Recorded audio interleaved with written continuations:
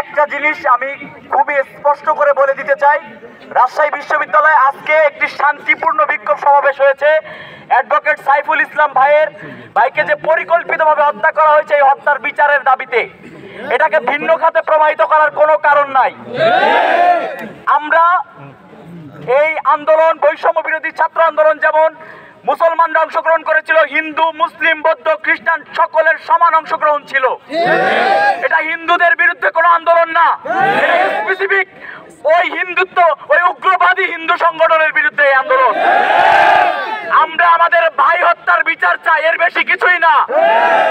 হিন্দুরা আমাদের কাছে সর্বোচ্চ নিরাপত্তা নিশ্চিত করে থাকি আমরা তাদের জন্য। এটা জুলাই বিপ্লবের পরে তাদের মন্দির পাহারা দেওয়া থেকে শুরু করে বিভিন্ন মণ্ডপ পাহারা, আমরা কিন্তু বিভিন্ন পূজার সময় আমরা মণ্ডপ পর্যন্ত পাহারা দিয়েছি। আমরা যথেষ্ট নিরাপত্তা নিশ্চিত করেছি তাদের জন্য। এই জন্য এই আন্দোলনকে ভিন্ন খাতে প্রবাহিত করার কোনো সুযোগ নাই।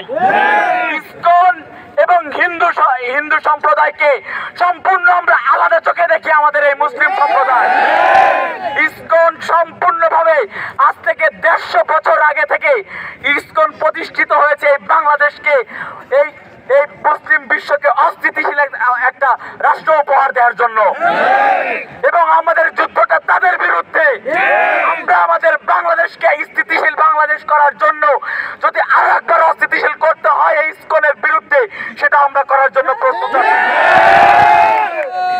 প্রিয় ভাইরা, আমাদের অ্যাডভোকেট সাইফুল ভাই জুলাই বিপ্লবের একজন সহযোদ্ধা ছিলেন। আমাদের বীর চট্টলার যত আইনি সহায়তার জায়গা থেকে ভাইকে কিন্তু দেখেছেন সবাই। চিনেন না, তার মুখটা চিনেন না এমন কেউ হয়তো বা নাই। তাকে বিভিন্ন জায়গায় দেখেছেন। ভাইয়ের গায়বানা জানাজা হবে এখন। এখানে অনেক আলেম আছেন। আমরা রাজশাহী বিশ্ববিদ্যালয়ের সাধারণ সেই শিক্ষার্থীবৃন্দ তার গায়বানা জানাজা করতে যাচ্ছি। এবং সাথে সাথে বলতে চাই, অনতি বিলম্বে অ্যাডভোকেট সাইফুল ভাই হত্যার বিচার করতে হবে। এবং আমরা সকল বিশ্ববিদ্যালয়কে অনুরোধ জানাবো, আপনারা এমন শান্তিপূর্ণ বিক্ষোভ কর্মসূচি করবেন এবং ক্লিয়ার করে দিবেন যে আমাদের ম্যান্ডেট কি। আমাদের ভাই হত্যার বিচার করতে হবে।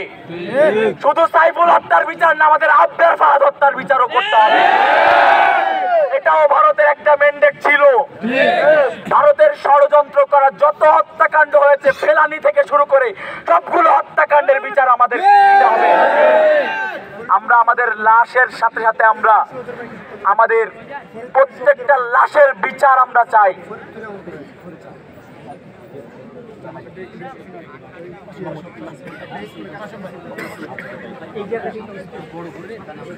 আমরা এখন অ্যাডভোকেট সাইফুল ভাইয়ের জানাজা হবে।